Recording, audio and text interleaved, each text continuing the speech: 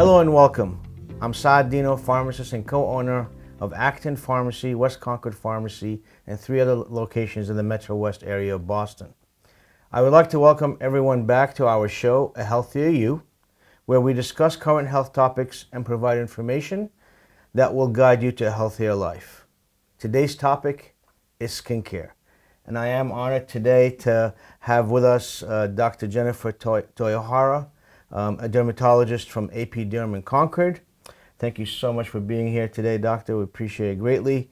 I'm pleased to have you on the show to educate viewers about the importance of keeping our skin healthy and protected from sun as we approach warmer weather, summertime. And today is, this month actually is Melanoma Awareness Month, so it's timely that we discuss this topic as we approach summertime, as I said. Can you please discuss a little bit about your work and why you chose dermatology? Well, first of all, thank you so much for having me, and My welcome pleasure. to APDerm Concord. And yes, it is Melanoma Awareness Month in the month of May. So first of all, my name is Jennifer Toyohara. I'm a board-certified dermatologist and dermatopathologist. I, believe it or not, did not know I was going to be a doctor, let alone a dermatologist from the get-go. Okay. So that was a bit of a serendipitous turn in events of my life. I actually was a neurobiologist and neuroscientist before medical school and thought I would be a neurologist or a neurosurgeon.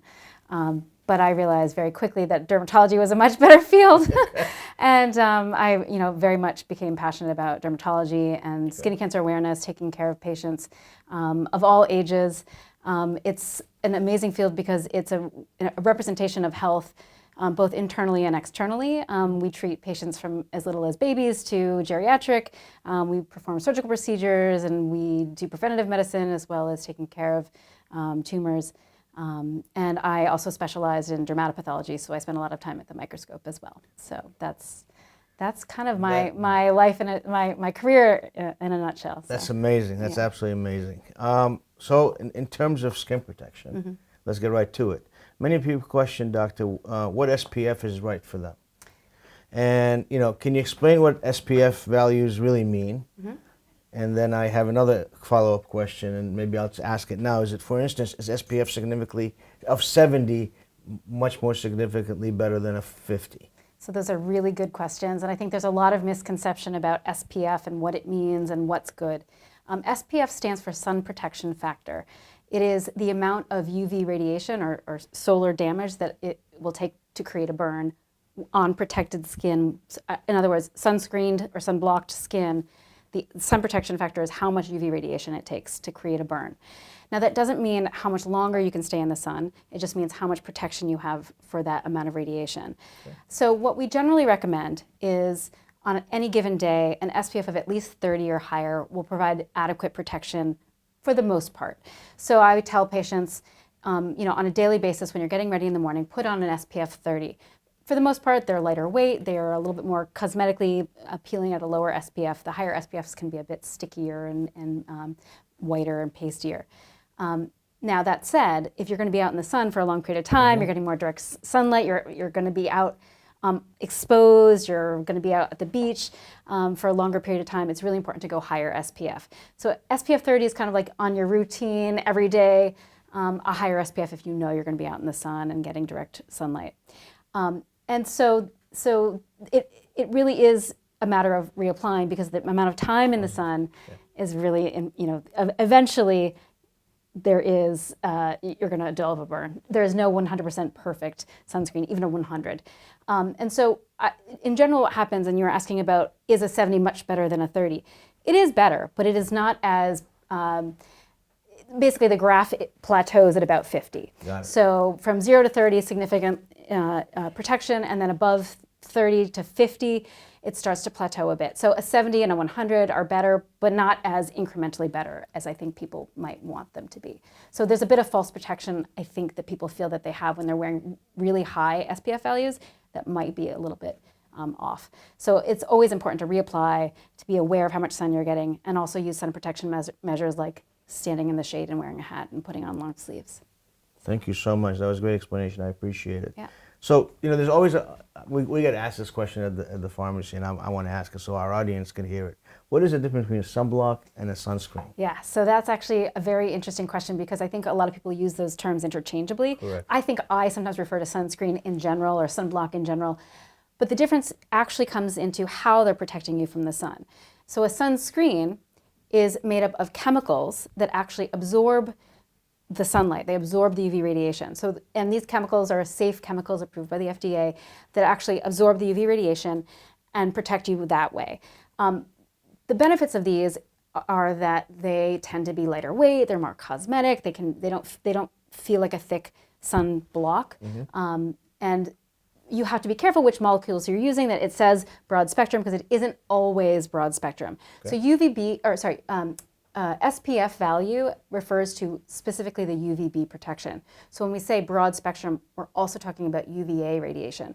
UVB is the one that's responsible for most of the sun damage that causes skin cancer, but UVA, which is actually, there's much more UVA than UVB in our sunlight that we get, is actually much more likely to age the skin and cause wrinkling and sun damage and signs of aging. So we want to protect ourselves for both. So it's important to look for a broad spectrum chemical sunscreen, or a sunblock, vice versa, is actually a block. It blocks the UV. It actually reflects the UV radiation, and it's doing that via minerals. So it's actually not chemical sunscreen. It's a mineral sunscreen, usually zinc oxide or titanium dioxide. Okay. The downside with those, although they're broad spectrum, they're actually better sun protection because they're reflecting the rays. They're actually blocking UVA, or UVA and UVB from actually getting into the skin. The problem is that they tend to be pastier. Back in the old days, remember the zinc paste that people would wear on the nose? Yeah. So now they're micronized so that they're a lot more cosmetically appealing, but they can be a bit thicker and pastier and leave more of a whitish hue. Some sunscreens are better than others. Some are better micronized and have a better vehicle. Some have a little bit of tint so they don't look so whitish. But that's the basic difference between a sunblock and a sunscreen. Thank you so much. Which leads to my next question. Okay. Obviously, we have kids and we have adults. Yes. And there is specific sunscreens for kids, and there are specific sunscreens or sunblocks for adults. Is that true? So it's true and it's not true. Yeah. So it's true that they are marketed to kids and they're marketed to adults, but there's not a huge difference in reality between a sunscreen for an adult and a sunscreen for a child. Okay. So if in a pinch, all you have is a kid sunscreen, adult can totally wear that. And if you're in a pinch and you have only adult sunscreen, a kid can wear that as well. Okay. The reason that they're marketed towards kids is that they tend to have more mineral sunblock agents. So it tends to be less irritating or cause less allergies. Okay. So it's better for sensitive skin. Tends to use better scents or vehicles that are more appealing to children. Tends to be more waterproof because they're going in and out of the pool. That said, it doesn't mean that an adult can't use it, and it doesn't mean that a kid cannot use an adult sunscreen. Okay. So they do tend to market them towards kids, but in a pinch, it's okay for one to use the other. And just an off question real quick, because you hit on swimming. And so there's all these sunscreens that will say safe, even when wet, you don't need to apply. I think that's a misconception. That's a misconception. You should always reapply. Over time, they all wear off, and they all need to be reapplied, usually every couple of hours. Or if you're getting wet, you want to reapply. And I know that you didn't ask this specifically, but some people ask whether it's important to wear a cream versus a spray versus a gel versus a block. And I think in general, if you're applying a cream and you're actually applying it and rubbing it in evenly, it tends to have a better coverage. That said, I have kids too. And I know that sometimes you're at the beach or sometimes you're at the pool, and it is easier to spray them down with a spray or spray yourself down after you've put on a cream just to cover up areas. And that's completely fine. But remembering that when you're using one of the sprays, even though it's very effective, you have to rub it in evenly. You can't spray it from afar. You don't want to spray your face because it can be quite noxious, but it can be effective when used appropriately. Thank you so much for that clarification. So now I'm at the beach and I get burned like crazy. Tisk. Unfortunate, but what's the next steps you recommend? So, a burn is not something a dermatologist likes to see. It's painful for me to see when people are sunburned. But that said, it does happen, and we're all human, and mistakes happen, and you're caught someplace without sunscreen or in full sun. So it does happen, and so a sunburn is the same thing as a heat burn, like burning yourself from a stove. It's thermal solar UV damage to the skin that actually burns and causes toxic damage to the skin. So you're treating it kind of like a burn. First thing you want to do is cool the skin. So a wet washcloth or a cooling bath, cooling shower to cool the skin is helpful. Aloe vera gel can be very helpful just as a cooling agent. It's not a medicine. It's not going to help it heal per se, but it can be very cooling, especially if you leave it in the fridge first. So that's important. You can take Advil or Tylenol for the pain. Okay. Nothing more than that is necessary. And then hydrating. So you want to make sure you're drinking lots of water to help hydrate the skin, and moisturizer to help it heal. And leave it alone. Do not pop any blisters. Do not peel that sunburn, because you want to leave that skin intact as a natural Band-Aid. So that blister that forms, sometimes those really bad burns can blister. I've had them. They're awful. But you don't want to pop the blister or peel it, because you want to leave that skin as like a natural roof to the skin underneath it that's got to heal. So leave it alone. Okay. So ice, cool shower, aloe vera if you have it. Yeah, moisturize. Moisturizer, and then Advil and Tylenol for pain. Exactly. Now, NSAIDs, as we know, speaking from a pharmacist's perspective, could cause some photosensitivity to sun. Right. This is when you've realized no more sun. Correct. Right. Stay out of so the sun. people that are taking these, you have to be careful and probably apply more sunblock and sunscreen. I would say if you've got a really severe burn, it's time for the shade. So. Got it. Thank you so much. Now, what can people do at home from an examination aspect, or if they, what are the red flags of skin cancer? I guess is my question. That's a good question. So there's different types of skin cancer, as you know. Of course, it's Melanoma Awareness Month. So for melanomas, which are the scary ones that we really want to catch, and when caught early can be very life-saving, we talk about the ABCDEs of melanoma. So the A is asymmetry, so a mole that's asymmetric, or B for irregular borders, which is kind of the same thing. So imagine something that's not perfectly symmetric or round. D is diameter, or sorry, C, I missed a letter. C is color, so multiple colors, not just brown, but brown, red, white. Sometimes they can have almost like a bluish, whitish haze. So the more colors, or the more irregular the color, the more worrisome it is. D is diameter, and that's bigger than a pencil eraser. But that said, there are a lot of people that have moles that are bigger than a pencil eraser that they've had for their whole life and are perfectly fine. That's just sort of one of the things that we look for, is a mole that's gotten big. The most important one is E, and that's evolving. So a mole that's changing is very worrisome. So if you have a mole that you're noticing is starting to become more irregular, it's changing suddenly, or it's bleeding, that's very worrisome for a melanoma. Okay. There are other skin cancers, and there are other things that we look for in the skin, like basal cell carcinoma and squamous cell carcinoma, which are the more common skin cancers. And for the most part, if anything on your body is new or changing, anything that's bleeding, anything that doesn't heal, that's worrisome, and you should bring it to the attention of your doctor. Should every atypical mole be removed? That is a very interesting question. So the answer to that is it depends on how atypical. Okay. So not every mole needs to be removed on the body. And there are moles on the body that under the microscope, once they're biopsied, have grading of how atypical they are. A mildly atypical nevus does not need to be cut out. There may be some features that we see under the microscope that are a little bit funny, but it's okay to keep that mole. There are severely atypical moles that we see under the microscope that are very worrisome and somehow look very much like a melanoma, and those we want to cut out. And then a melanoma, of course, we remove. But everything in the middle is a bit of a gray area, and some of them we cut out and some of them we don't. But it depends on how atypical, and we determine that by biopsying them and sending them to the lab. Okay, thank you so much. Now, just a real quick question about, going back to sunscreen and sunblock, in the sense of, so in conclusion, somewhat of discussing that topic is that apply, reapply, reapply.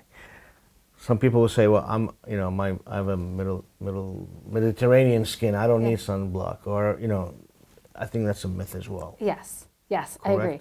I totally agree. I have diagnosed melanomas on people of very dark ethnic skin. In fact, you were asking me earlier one of the reasons why I became a dermatologist, and it was, in fact, my first year of medical school, I had a patient with dark skin from Africa who came and had metastatic melanoma, and I was taking care of him at a palliative care hospital in New York City, and he ended up succumbing to his melanoma. But it was very inspiring because he was such a vibrant human, and you'd think that someone with very dark black skin would not develop a melanoma, but there are forms that occur even in dark skin. Okay. So that said, yes, I do recommend. That myth needs to go away. It needs to go away. In fact, I would say that sometimes we see more skin cancers in patients who have who tend to tan more easily because they're not taking care of their skin. They're not putting sunscreen on. They're not staying out of the sun. Whereas patients who have more fair skin that tend to burn more easily, who are uncomfortable in the sun because they burn easily, might take better care of protecting themselves and end up with less cancer. So it's interesting how that happens. Thank you so much.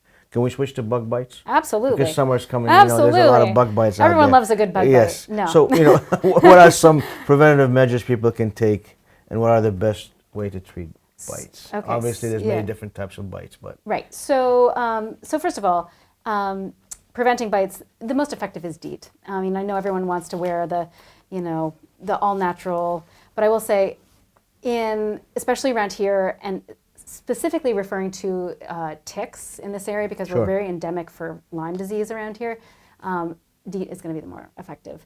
And applying it to areas, looking for ticks, washing off after you come inside. Now mosquitoes, same thing, DEET tends to be much more effective. As much as people don't want to wear it all the time, if you're really, someone who's prone to getting bitten, that's going to be the more effective agent. Once you get a bite, the most effective treatment is not to pick at it. It's not to scratch at it. That makes it worse. I'm not a huge fan of calamine either. I think it can be a bit drying. Over-the-counter topical steroid can help. Cortisone 10 is available over-the-counter. For more widespread or more irritating or itchy bites, your dermatologist can prescribe something stronger, and we usually prescribe a bit stronger topical steroids to use. In terms of ticks, if you're bitten by a tick, it's really important to get it out right away. And also, if it's a deer tick, which is one of the small ticks, to let your doctor know. Because around here, there's so much Lyme disease that if we can treat prophylactically a dose of doxycycline or other antibiotics for those that can't have doxycycline, we can prevent Lyme disease if it's dosed within 3 days of the tick being embedded. So it's... And you could save that tick, right?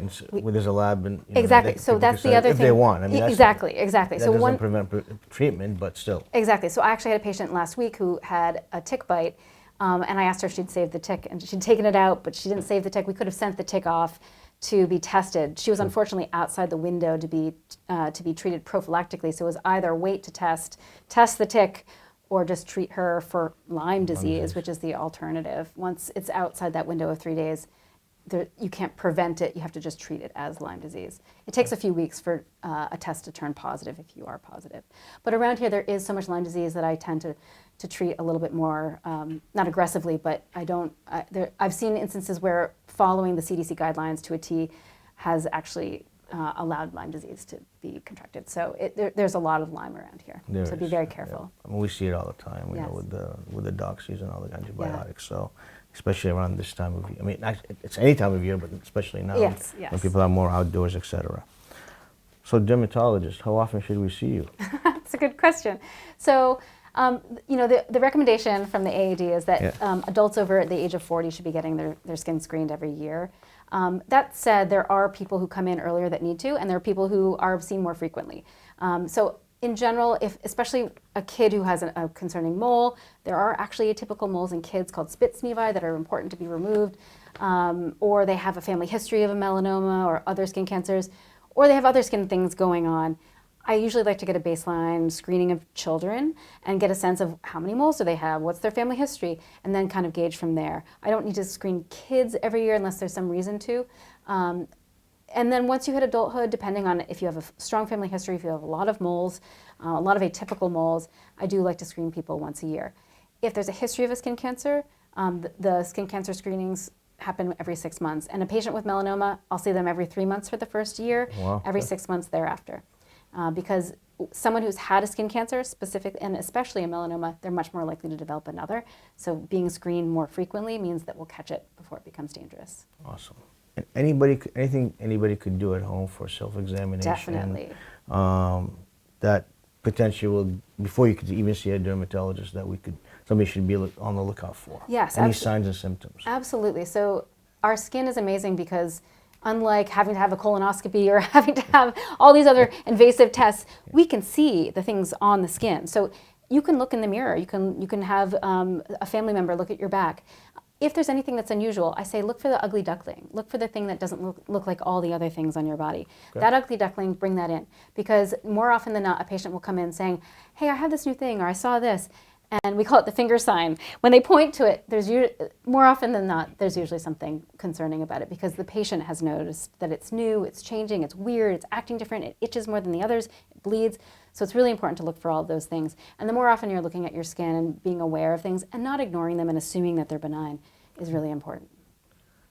I appreciate your time and expertise. This has been Yes. incredible information. Any final message for our audience before we end our interview? Oh my gosh. Well, first of all, I hope that everyone enjoyed this and learned something or two today. I'm sure they did. And I hope to see everyone who's going to the beach or going to soccer games this weekend or wherever they might be at their Memorial Day weekend picnics, wearing sunscreen, wearing a hat, trying to be safe in the sun. Now I say no one needs to live in a cave, so it doesn't mean you need to hide all the time, but it does mean to be safe and be aware of how much sun you're getting. Thank you so much. You're I'm so welcome. grateful for your time and effort and expertise in answering all my questions. You're And so being welcome. I know how busy you are, so I appreciate taking time to be interviewed on Healthier You. Absolutely. Happy to be here. Thank you. Thank you all for tuning in to Healthier You. I'm Saad Dino, co-owner of Acton Pharmacy and West Concord Pharmacy. I appreciate Dr. Toyohara today for joining us on our show and sharing her dermatology expertise with us. See you around town.